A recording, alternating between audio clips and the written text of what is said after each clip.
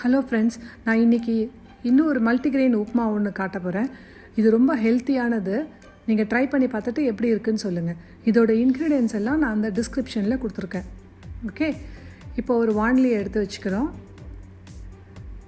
அதில் 2 ஸ்பூன் எண்ணெய். இதுக்கு ரொம்ப எண்ணெய் தேவையில்லை. ஸோ அதனால் ஜஸ்ட் 2 ஸ்பூன் எண்ணெய். நான் கொடுத்துருக்கிற அளவு 2 பேர் தாராளமாக டின்னருக்கு சாப்பிட்லாம். 2 ஸ்பூன் எண்ணெய் விட்டுக்கிறேன்.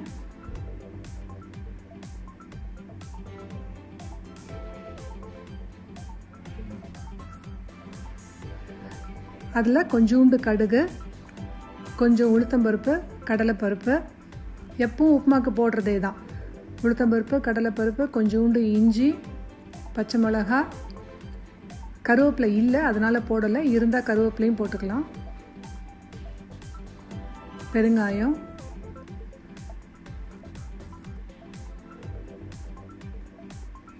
கொஞ்சோண்டு மஞ்சப்பொடி. இதுக்கு மஞ்சப்பொடி ரொம்ப முக்கியம். இந்த உப்புமாவுக்கு மஞ்சப்பொடி,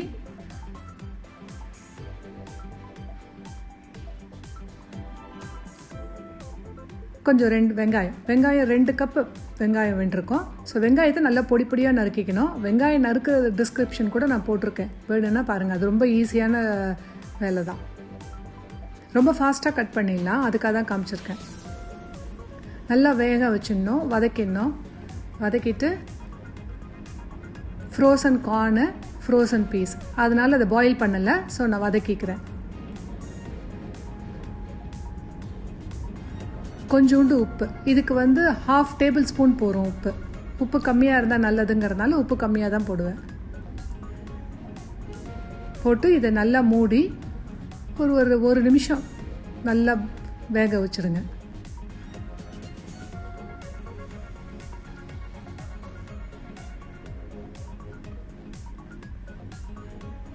இதில் இந்த இடம் வேகிறது தான் ரொம்ப முக்கியம். ஏன்னா ஆல்ரெடி நம்ம எல்லா கிரெயின்ஸையும் பாயில் பண்ணி வச்சுருக்கோம். ஸோ அதனால் இது வெங்காயம் இந்த இதெல்லாம் நல்லா வதங்கினா தான் அதில் டேஸ்ட்டு வரும்.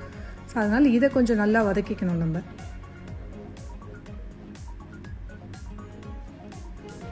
நல்லா வதக்கிட்டு ஆல்ரெடி பாயில் பண்ணி வச்சுருக்கிற எல்லா பல்சஸையும் அதில் ஒன்றா போட்டுட்டு நல்லா எல்லாத்தையும் கலரணும். நான் ரொம்ப சிம்மில் வச்சுருக்கேன், அதனால் ரொம்ப கலர் வராது. ஸோ உங்களுக்கு வேணும்னா கொஞ்சம் பெருசாக தீயை வச்சுட்டு 1 ஸ்பூன் எண்ணெய் வேணும்னா ஆட் பண்ணிக்கலாம். கொஞ்சம் நல்லா எல்லாம் சேர்ந்து ஒரு கலர்ஃபுல்லாக வரும். இதை போட்டுட்டு நல்லா கலரிட்டு இன்னும் ஒரு நிமிஷம் இல்லை மேக்ஸிமம் 2 நிமிஷம் மூடி வச்சிங்கன்னா போதும். ஏன்னா ஆல்ரெடி எல்லாமே வெந்திருக்கு, வெங்காயமும் வதங்கிடுது. ஸோ பார்த்தீங்கன்னா இப்போ எல்லாம் ஒன்றா சேர்ந்து வந்துடுச்சு. அவ்வளோதான், ஆஃப் பண்ணிடலாம்.